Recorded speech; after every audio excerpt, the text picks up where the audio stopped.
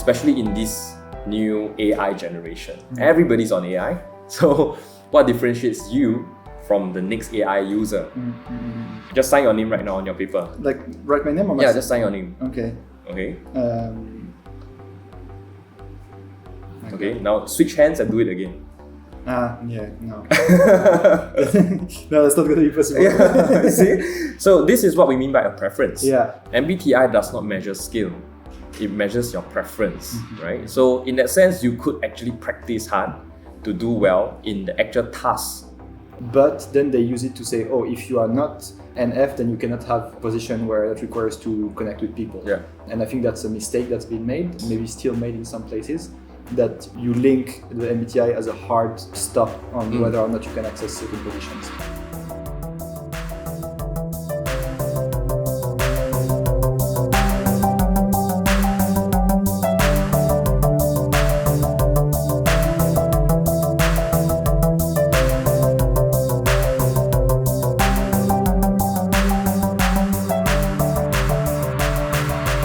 Hi, Alwin.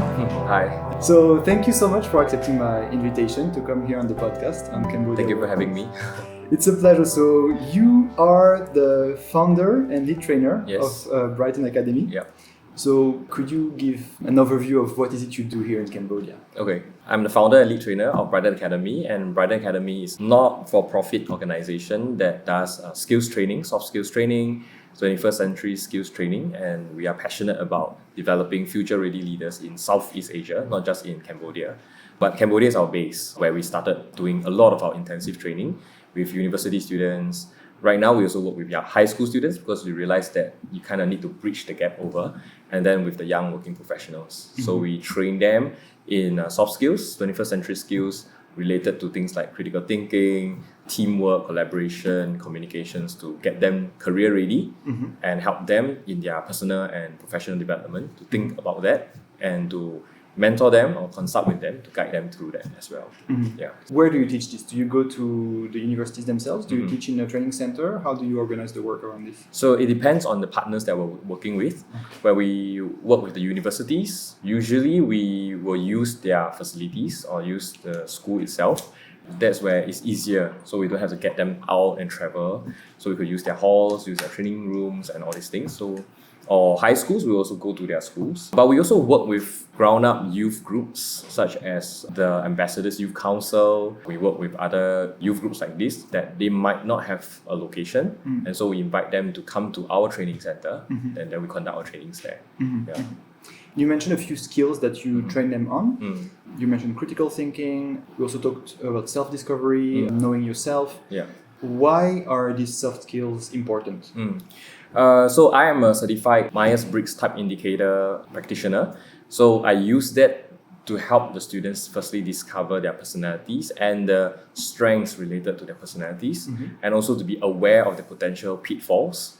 So that first part of self-discovery is to really know who you are, what the strengths related to your personality, and then how do you develop from there, right? How do you work around the areas where you might not be so good at or trip up over, and then lean into your strengths to develop that so that you could be really best at what you do.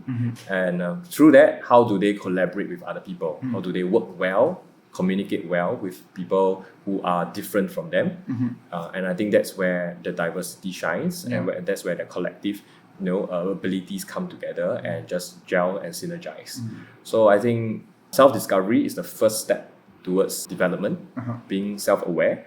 Because when you know what you know, or when you know what you don't know, then at least you know where to go next or how to proceed. I think people might be familiar with the framework, but maybe not with the name. Yes. So this is the MBTI model, right? Yes. So it's translated to things like ENTP or INFJ or that kind of thing. How do you teach them about this MBTI topic? What's the approach, the tools that you use or the techniques that you have to get them to realize, okay, this is my personality, this is my type, this is how I function as a human being? Right. So I think the first step always is to help them understand this whole concept of the need for a framework, right, to understand people.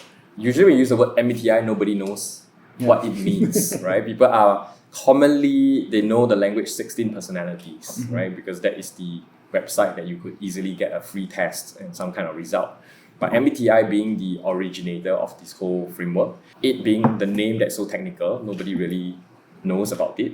So when I use it, when I teach them, my first step is always to help them at least open their eyes and their minds to see that we are all different, and because of the inherent difference, there will be the potential for conflict or the potential for misunderstandings, right? And usually we are confused when we look at someone who is totally different from us. We might think that people are just a random mass of people, and I cannot connect, and I don't know how to relate, or we always have issues when we relate. I usually start with an activity where they look at a picture where they are supposed to identify numbers that is all different colors and sizes and put in different locations. And so they will think it's just a messy kind of a picture with numbers. But through the activity, we will reveal to them that the numbers are actually not randomly arranged, but there is a framework. So it helps them firstly to be aware that, oh, if I have a framework for me to look at people and understand myself, then that helps me to quickly be able to engage with people properly, right? So that's the starting point for them to see that it's good to have a framework. So then we translate that into what MBTI is about. It is giving you a framework, a tool to understand yourself, and a tool to understand others as well. That will set the stage for them to be open to learn about, okay, personality types, the differences, and then how do we work out those differences. I remember doing that test in uni like 10 years ago now. Yeah. I feel old.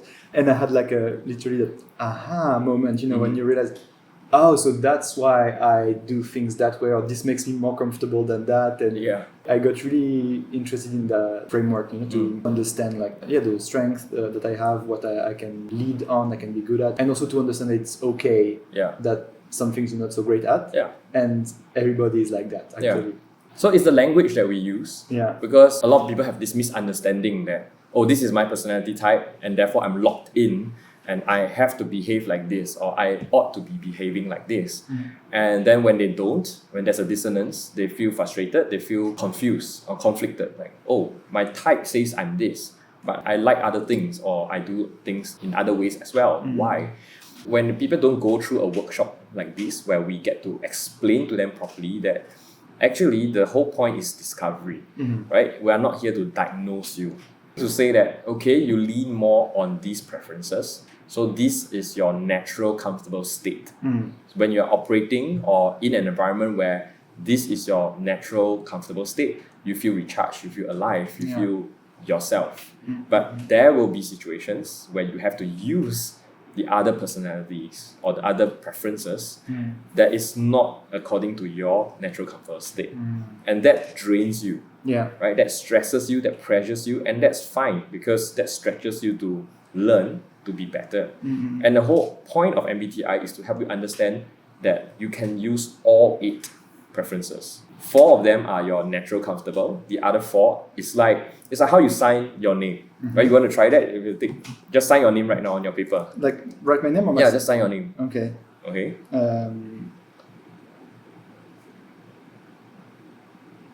Okay, now switch hands and do it again. No. No, that's not going to be possible. See? So this is what we mean by a preference. So when you're behaving in your preference, it's natural, comfortable, you look at handwriting, that's my handwriting. Right? It doesn't require much. But when you switch to the opposite preference, some will be like you, it's not possible. Right? But if you were to practice it daily, for 2 hours a day for 6 months, you could do it. Right. You could do it, but in the context of writing your name.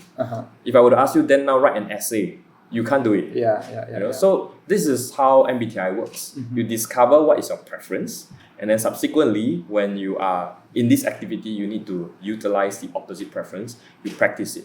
So in work, you will practice it, but out of work, you probably will not use it. And if you were to try to use that preference that is not your preferred, in a context that is not where you have practice, you will not do it as well. And it will still bring you stress and pressure. Could you give us, for instance, an example of a situation I could encounter at the office or at work where maybe one person has one preference or is more comfortable in one type of situation and another is different, Okay, maybe we talk about industry. Okay, so For example, in accounting, the accountant work requires somebody who is very focused on details, very good at observation of details, numbers, right? So we call them the S types, sensing types. So they are focused on data, right? And they are good at observing all these things. The other thing that they would need to do well are the T types, the thinking, because they use logical analysis, cause effect, right? To process the books, process the numbers, process the implications, churn out the analysis. So ST would be the common type you will find in the workplace. So let's say you are a person who is very passionate about accounting, but you are not ST. You are NF, okay, the intuitive and the feeling type. So intuitive means that you look at connections, the meaning behind the data that I'm observing, the big picture, right? You are thinking about new ideas. F types meaning that you make decisions based on values, based on considering of other situation. You put that two together, then you're probably a person who would love to do things that will help people, think of new ideas to help people. So you might be very passionate about accounting, and you train yourself to do the ST things. But in the workplace, statistics show that in an accountancy firm and in industry, majority of the people there will be ST types. So if you are NF, very passionate about accounting, you go into the industry, you will bump into a lot of people who are ST types. Right. And when you can talk to each other or relate to each other, there will be that dissonance or that clash. Because to them, it's just very straightforward, right? Like very cut, dry logic.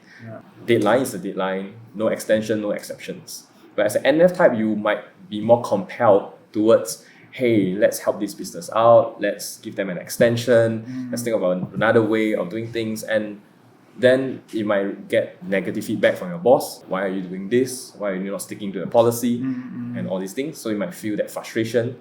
We call it going against the grain of your preference. And then that might lead to certain level of job dissatisfaction. Right. So that is one example of how preference can play out in work. But it doesn't mean that you can't do the job. You could train to do the job well. That was my next question. So if I am like an F, I think, if I want to become an accountant, do you recommend me not to become an accountant because it's too far away from my psychological traits? Or do you encourage me to learn the views of other accountants and become like them? Or maybe become an accountant with my NF traits and bring new perspectives to an existing field? What's your advice on this? I think exactly what you said on the last point. As a NF, you might face the challenge of applying using your ST preferences, because doing well in accounting is a skill. MBTI does not measure skill. It measures your preference, right? So in that sense, you could actually practice hard to do well in the actual task of making sure that the accounting work is done well. But what you can bring to the workplace with your NF traits would be, how do we bring the team to work better together? How do we build a company that is more people-oriented, right? That cares for the customers, that cares for our clients. And that is a totally different way that you could value add to the company, which the ST type would not bring, because they are not thinking about those things. So I would say that as an NF who wants to work in accounting, then what you need is to increase or upgrade your skills, right? Improve your skills in those technical areas, hard skills, but don't lose yourself in the NF. How can you lean into that in a different way to bring a different dynamic and value? If the career path is something that you're passionate about, you should pursue it regardless of your personality preferences. Right. Because doing a particular career path, usually it is about hard skills, right? So you might be very passionate about it. And hard skills can be learned, can be trained, can be improved. Whereas when it's about your personality, it is finding out if my personality enables me, or is it in that sense because of the context, it is a bit of hindrance. If this is the area where you are not so good in, then train up enough so that it does not jeopardize your work, right? At least it does not sabotage you, so that you can continue and you can shine by bringing in your preferences into that place. So I would say that, don't let your personality type restrict your career choice. Understanding this should help. Go for your career dream. Figure out what is it actually, right? Go for it. Your personality is a starting point of discovery about your self-awareness. Right. Then you know how to develop. Are there strengths you need to just lean into to sharpen? Yeah. And then are there potential areas that is a pitfall that you might want to polish up on, do better, or form a team. Yes. Right. Yes. Form a team with people, and then you can work with them to cover those areas. So that's what I usually advise the students. Do you see any limits to the MBTI model? With all tools, right? With all like psychometric tools and psychological tools, there will always be limits in a sense. Like for example, you have this test, right? It's designed for a particular context. You have your strengths finder to find out your particular strengths. So MBTI is not about these things. So the limitation would be then, if I want to use MBTI to find out what is your skill, what is your strength, it cannot. Right. It can predict that you might be good at this. Yeah. Like being an NF type, you could be good at this, but it cannot exactly test you for it. Whereas Strengths Finder will be better. Yeah. So I use MBTI because it's easy as a starting point and it's easy as a framework, because we also use MBTI to apply in different contexts, like career development, teamwork, communication, stress management, mental health, and all these things. We use it as an easy framework that you can then transition into different specific areas. So that's why we use this framework in Brighton Academy. So it's not just myself. We have actually a network of trainers from Singapore, and they are going around to do trainings all over Southeast Asia. We use it because it's easy. Then it's just a language that we all speak. Yeah. So if we take on more tools, then you will have more things that you need to synergize on and things like that. So that's why we have been using MBTI all this while, but we are not limited to it. I think there's been also some controversies in the use of MBTI because some HR recruiters have been using it as a recruitment criteria. Recruitment criteria, exactly. So they integrate it in the recruitment process, which can be good, but then they use it to say, oh, if you are not NF, then you cannot have a position where it requires to connect with people. Yeah. And I think that's a mistake that's been made, maybe still made in some places, that you link the MBTI as a hard stop on whether or not you can access certain positions. I must speak into this because as a practitioner, this is ethically wrong. This is something that we speak against. Yeah. This is serious. MBTI is never and must never be used for recruitment, for selection. It is for development, but it is never for selection. If anyone has gone through the certification course, this is basic. Like this is from day one. We will all be drilled into us that you must never ever use it for recruitment. Right. And I would say that it's usually not the practitioner, the trainers, who advise the company to do so, but the HR who get ahead of themselves and feel that, oh, I think we should just use this. It's easier for me to then select. But like I said, it does not test for your skill. So when you want to employ someone, you should look at what they are capable of, right? Looking at their performance, their CV with their track record, and actually maybe give them a performance test, something that can test their ability for the work that you are looking for them to do. That would be the appropriate way for recruitment rather than using a psychometric test like that. Okay. So I want to extend our conversation and focus on Cambodia. How have you seen things evolve in the past few years in Cambodia? I think that in the past, people would be focused on what can you do for me, like what are the specific tasks that I need to be done. And sometimes you don't have to be certified for this task, right? You could just show that you could do it. And then you do it, you come in, I tell you what to do, then you just do it, no questions asked. The questions that you ask will probably be because you don't know how to do the task. Maybe not much need for someone to take initiative, to exercise critical thinking, because they just do what they are tasked to do or paid to do, and they just take orders from the boss. But in the modern developing kind of workforce today, a lot of these companies want their employees to also take lead on initiatives, take lead on coming up with new projects, coming up with new ideas to develop the company, to expand the company. And that's why you see in today's landscape is so many hackathons and business plan competitions. And through those competitions, companies are looking for young, capable people to then hire them. So the competition is really just a way to really filter the best minds in that sense, right? Like people with the soft skills, the 21st century skills. So that's what I notice. That's why the way we train with the students, we always teach them about how do you present yourself in a way that the HR recruiter will know that beyond what you can see on the CV, which is your certificates, awards, achievements.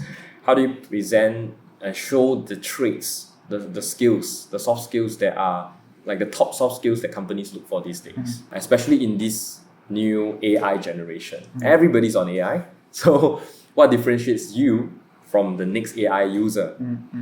And I think there are some core skills here that we need to help students learn and pick up.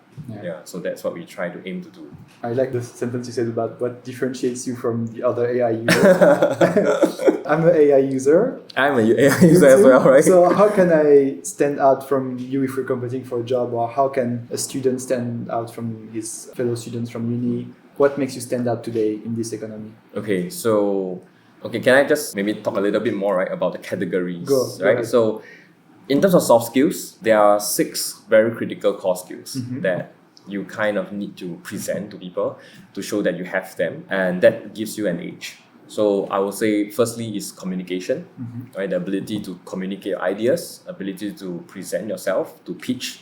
The second one is to show that you are collaborative, that you are here to work as a team.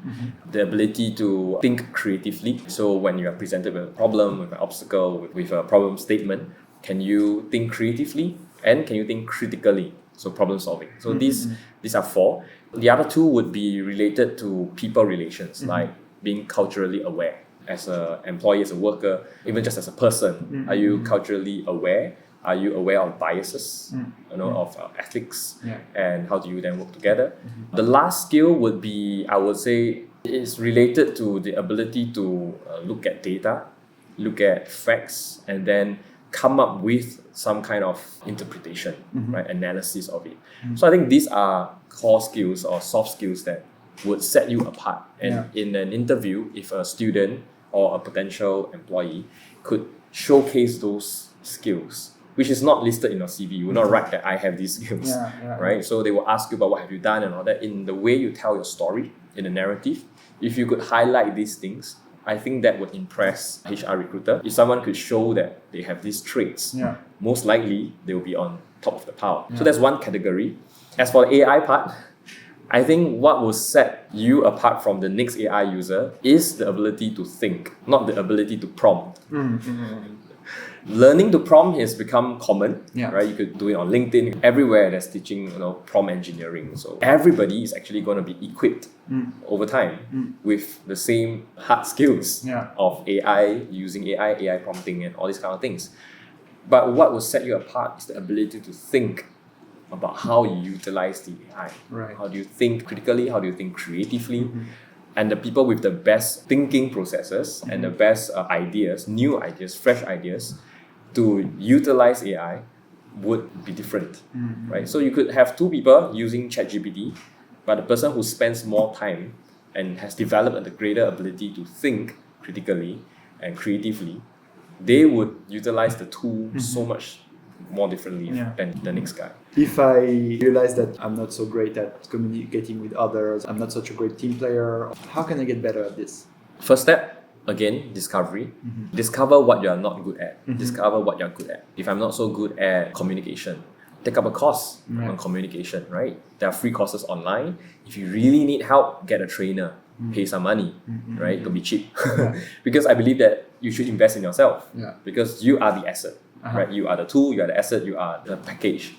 So you should invest in yourself if you think that is an area that you really want to develop in order to do well. But like I said, it depends on what you want to do.